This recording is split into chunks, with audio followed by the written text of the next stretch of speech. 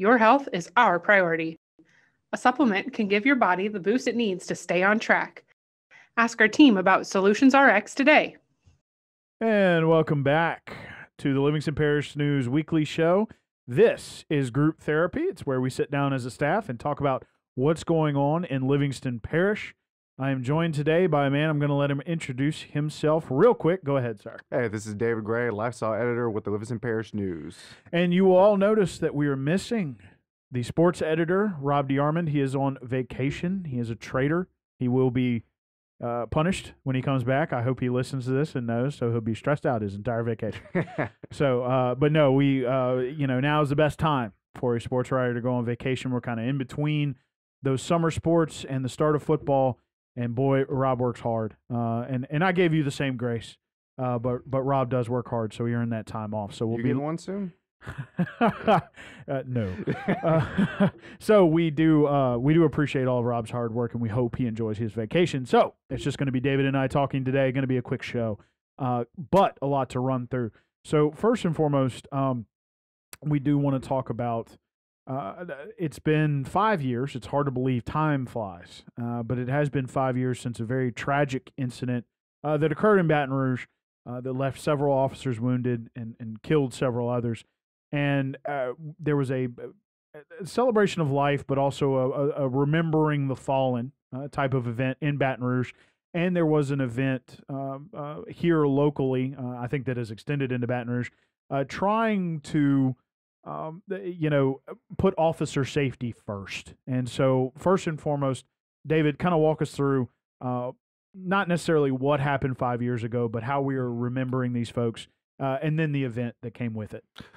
But I mean, I guess to do it, you kind of do have to talk about what happened 5 years ago. That was, and we're talking about the time, July 17, 2016, which, I mean, if people remember in the greater Baton Rouge area, that's just like that 6-week stretch from when Alton Sterling was killed, then the 3 officers, Matthew Gerald, Brad Garofalo, and Montreal Jackson were killed by a gunman. And then, less than a month after that, you had the flood. I mean, that was just like, one of the most brutal 6-7 week stretches that if you've lived in this area, you remember all of that stuff. And I remember that morning hearing about a gunman, shooting officers on Airline Highway, and that's 2 miles away from where my parents lived. So I mean, just it's hard to kind of not think about that personal connection. I mean, even though yes, I didn't know the officers, but I mean, I'm worried about my parents, and and then then you talk to some of these people who Miss Rindy Richard, she lives in Walker. She worked at the police department, and she's getting these calls. She's recalling that day of hearing the phone calls, and her husband was also an officer. The scariest moment to her is she was talking about, she heard him saying, "I'm on my way there." Just kind of, just that surreal feeling, knowing that that's something that these officers sign up for. I mean, it's a risk they all take, and it was just there was a ceremony at the Be Quick, the convenience store on Airline Highway in Baton Rouge, and something I didn't even realize is that all the 3 officers who died were all from Livingston Parish, and all the ones who were injured, Nick Touye, Chad Montgomery, Bruce Simmons, all from Livingston Parish, and 2 of them are recovered. Nick Touye, I mean, we all know Nick is still battling every single day. His parents have basically become his caretakers. The Nick Touye Strong Facebook page, I mean, that's a very dedicated group, but it was just Saturday was all about reflection on that.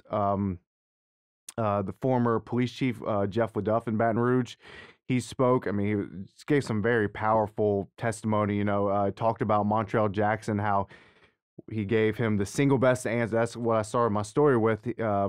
Whenever Jeff LaDuff would hire new recruits, he'd bring them into the office, say, why should I hire you? Basically ask everyone that question. And he said Montreal gave the best answer that he's ever gotten, and he always said was, "I'll never let you down." And Jeff LaDuff said he never did. That was just kind of, and just seeing these people come together. I mean, there was, dozens of people there. Bruce Simmons, Chad Montgomery, they were there.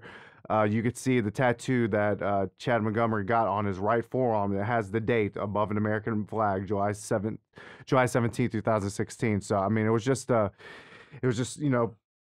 just hard at times being there. Matthew Gerald's wife, widow, was there with her kids, including the one that she didn't know that she was pregnant with at the time that her husband died.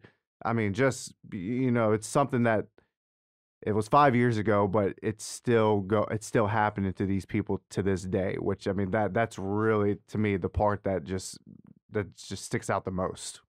Right, and some of these guys were from Livingston Parish. We know that Nick Touye continues his battle, but we do know that Mr. Brad Garofalo. Yes, Garofalo. I don't even. I know I've messed it up. I get twisted with all these Louisiana last names. It's a culture. Mhm. There's a last name culture here. But Mr. Brad Garofalo, his daughter lives out here, and had a very good idea, trying to come up with money for vests, and boy, within 24 hours, I mean, the goal had been blown out of the water. Yeah. So initially, this is something she started last year, and she was able to get the. I believe she got 2 vests last year. I can't remember the exact number, but she this year she decided she wanted to see if she could get 5, and she got that within 24 hours. So she's like, all right, let's shoot for 10.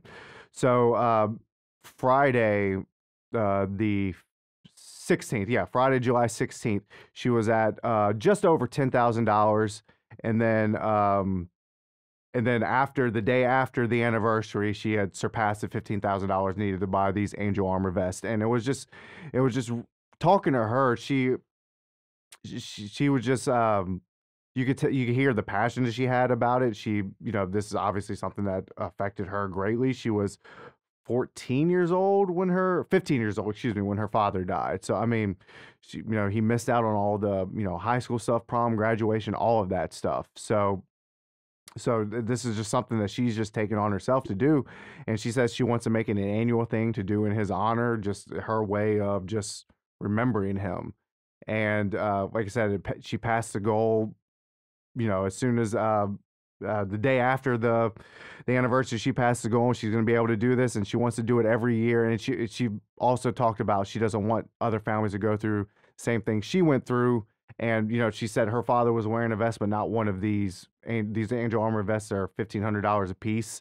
They're specially made. They're light. These are the vests that now that all of these organizations are trying to buy.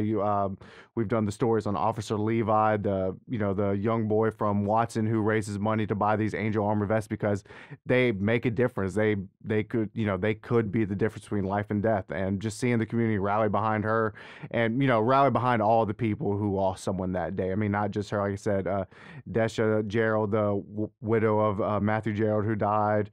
I mean, the community has rallied behind her. She told me that that anytime she called, even was just moving houses recently, they were there for her, like the officers. And so it's just these people just trying to carry out the legacies that their loved ones left behind. And it's tough. We're always reminded of what's left behind. It's especially tough for families when you think about it from that angle, because I think you covered it well earlier. This is still happening to these families, and this is still very real for them. It's not just a remembrance; it's a life. Yeah, and like Montrell Jackson's family, his widow, they did a back to school drive recently in Central. I mean, just like they're all doing their own thing. Like she started a foundation; they all do their own things to carry out the legacies of those that were left behind, and I mean of those that they've lost. So it just shows how powerful love can be especially when you use it to do great things like this. So speaking of those who we have lost, we haven't had a episode in about 2 weeks. During that time, former Governor Edwin Edwards passed away. It was kind of an interesting flow of events.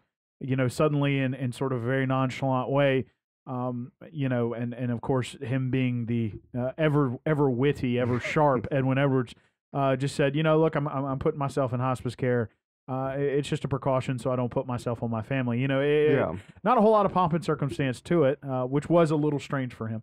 But not long after he did pass. So we kind of moved through that. You were able to, I know, go check out the funeral procession, see him laid in state. So tell us a little bit about that. Yeah, no, they were last weekend. They had he was displayed in honor at the state capitol. On Saturday, there was public viewing all day. People were able to go there, just pay their last respects. And then Sunday, there was a funeral procession that started at the state capitol and went to the old state capitol where the service was held. The service was closed to the public and the media. It was just, family members, close friends, that sort of thing. They wanted to keep it very, very personal, which, I mean, obviously that is well within your rights as the family to be able to do that. But I mean, he was given the full, I guess, honor of someone of his position, would expect to get. Like it's been said in every story, he was Louisiana's only 4-term governor. He spent a lifetime in politics serving the people of the state. And, regardless of what your politics are, some agree with him, some don't. I mean, obviously he had the time where he spent in prison. But the fact that he did dedicate his entire adult life to the state of Louisiana, I mean, that's really what people were trying to pay tribute to over the last couple of weeks. And it was, you had American flags lined up all down downtown Baton Rouge. He had a horse carriage take his casket all the way over to from the state capitol to the old state capitol. He had the full, convoy of motorcycles, police motorcycles that led him there. He had the Southern Marching Band. He had the bagpipes playing. I mean, he got the whole 9 yards. And I mean, like I said, someone of his stature, you would expect nothing less for him to get that. Right, and it was there was a lot of things said, a lot of tribute made to him, but Governor John Bell Edwards really, pulled it together and encapsulated it by saying what you just said.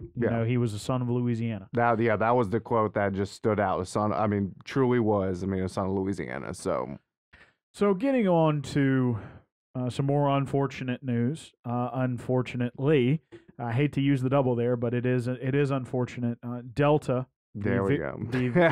The variant of COVID is starting to rear its ugly head, and not just here, but nationwide. It's becoming a problem. The numbers are starting to increase. They're considering calling this the fourth surge. It is. Yeah, I guess you could say it is now. Yeah, it has started. So first and foremost, we have the sort of the weekly update. Why don't you give us an idea of what the numbers look like? Well, we're filming or we're recording this today, July the 21st, Wednesday. Today, the Department of Health in its noon update reported 3,264 new cases. Those were confirmed cases, along with 2,100 probable cases, and the total of confirmed and probable is 5,388, which is the third most since the pandemic began. So that is just to give you an idea. And in Livingston Parish, they reported today 243 confirmed cases. Those are confirmed with a positive test. That is the most since the pandemic began in Livingston Parish. So that's been the message from the governor's office, Department of Health, over the last couple of weeks, especially as the state is still lagging behind in vaccinations. Last week, the state reached 50% of all adults have at least initiated a vaccine series. So, I mean, it's moving, but not at the pace that state leaders would like to see. And some stuff that they talked about last week in their press conference, which was that was one of the most urgent, I guess you could say, press conferences that there's been in a while. I mean, we haven't even had one of the COVID press conferences before that. I mean, it felt like for at least 2 or 3 weeks since the governor was still in the session. I think he kind of just wanted a break for a little bit because he's been doing these weekly press conferences since March of 2020. But last week they called one. It was kind of out of the blue, and so now they're warning about this Delta variant. They're saying, of the people in the hospital, 90% of them are unvaccinated. So they're saying this is maybe the most disheartening surge, because this is the one that is said to be preventable, because if people would get vaccinated, they're saying that there wouldn't be that many people in the hospital, and that sort of thing. So it's so yeah, we're in it. The governor last week, he did say, he is not considering mitigation measures again. I mean, we all know that in May he kind of lifted most of all the remaining mitigation measures, including the mask mandate. But he, as he always says, he's going to follow the data, the science. So there's no telling what could happen in the next couple of weeks. It's been getting, the state has reported every day has been more new cases than the day before. So I mean, it's only a matter of time if he stays true to that, as he's been doing since the pandemic began, that at some point he might impose some. He said that's not off the table, but as of right now, he's not. So, but like we said, that could change next week. Well, and it is important to note with the Delta variant, I think the word you used was preventable. That is something that's been discussed from the state level. It's important that you can take precautions yourself. And vaccine, of course, is one of them that has been pushed. There's also a chance to win $1 million, so that's out there. You can also try to stay 6 feet away from people. This is one of those things, and we're going to lead into this, but just as kind of a reminder for folks, school is not far. And we're going to talk about school here in just a minute. We don't have specific indications from Livingston Parish Public Schools, but part of that is because of the Delta variant and the fact that cases are going up, hospitalizations are going up. Of course, those are some of those key indicators we used to talk about all the time. It was nice not to have to talk about them for a while, and yet here we are again. So want to remind folks that school is but a scant 3 weeks away. Yeah. And, having surges like this right before school is not good. And so we have heard from Bessie, that is the Board of Elementary and Secondary Education, that mitigation efforts will be up to local school systems. So I don't think there's really much. There's not much other than one thing that, and Superintendent Joe Murray, I believe you're the one who wrote that story last year, whenever the governor lifted the mask mandate and said it would be up to schools. He had said at the time, as well as, all other school districts essentially said that students will not have to, wear masks. Then if it's being lifted, then they will not have to wear masks. The only difference now is it is still being required, and this is a federal order. So this is something that DOE is going to have to follow, that in turn Livingston Parish Public Schools have to follow, that students would have to wear face mask on school buses, because that is considered public transit. So that as of right now, that would be the only place where a mask would be mandated, would be on a school bus. Now, like I said, Mr. Murphy, he said that was in May. Whenever he said that, it was 3 months ago, and now it'll be 4 months whenever school starts. But we could be in a completely different place in another 2 weeks. So they're, school systems, and, this isn't just Livingston Parish. They're all kind of, I read something this morning, West Feliciana Parish is starting to review its, re-review the COVID policies that they had already decided on. Now they're going to, kind of look at them again. East Baton Rouge, it's optional for now, but, that could also change. So, I mean, this is not just a Livingston Parish thing. This is, school districts statewide are going to be paying attention over the next couple of weeks, because, things could change. So we'll be keeping an eye on those numbers, and if they change, they'll change. And, the school system will have to react and do what they have to do to keep students and faculty safe. So it'll be interesting to see what happens over the next couple of weeks. But again, Delta causing problems nationwide, not just here in Louisiana, not just here in Livingston Parish. No, and Delta, and another thing with schools, this one, the experts are saying is worse on children than the other previous strains or variants, I guess you could say. This one is actually making kids sick. So, that's something that they'll definitely be thinking about whenever because before it was, kids were, less susceptible to getting really sick from the virus. We haven't had, the deaths for people under 18 is much smaller than the older you get. But Delta has been said to be to cause kids to get sicker than the other ones were. So that's something that they'll definitely think about whenever they're getting their school guidelines in place. So please keep an eye on the numbers. Try to mitigate as best you can. You can mitigate personally. Again, it was brought up. The governor said it. This is a lamentable surge because it was preventable. So hopefully we'll see some better numbers in the future as people start to realize that this is not a joke or a fluke. Last but certainly not least, Tiki Tubing has had some hiccups this year. Some very unfortunate hiccups. Some tragic events, I guess you can say. But this most recent one, it looks like they avoided the bad tragedies, but they did have to pull some people off the river. So tell us a little bit about that was over the weekend. The Central Fire Department had to actually go help Livingston Parish Fire District 4. Because they had to bring out some special equipment. They had about 15 people that ended up needing rescuing total. So yeah, I mean, and this comes about a month after the passing of Keith Hilliard, who was the father of an LSU baseball pitcher who died. He drowned in the Amy River on Father's Day weekend. So Tiki Tubing, they ended up closing down Sunday and Monday, I believe. But yeah, I mean, it's just this is kind of the thing that happens every year with Tiki Tubing. But it's just they're also arguing. These are adults who are taking their own.